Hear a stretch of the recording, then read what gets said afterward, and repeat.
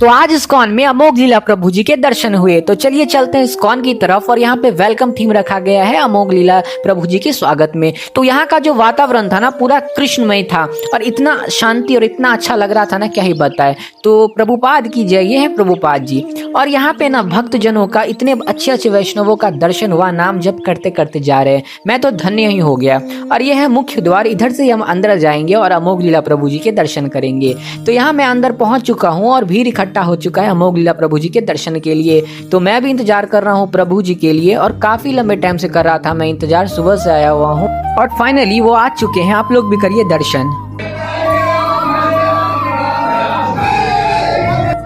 इतने अच्छे वैष्णव का दर्शन करके मैं तो धन्य ही हो गया। जो आनंद कीर्तन में है और वैष्णव जनों के संग में है वो कहीं भी नहीं है। कीर्तन तो प्रभु से मिलने का द्वार होता है। आप लोग भी कीर्तन का आनंद लीजिए। हरे कृष्णा।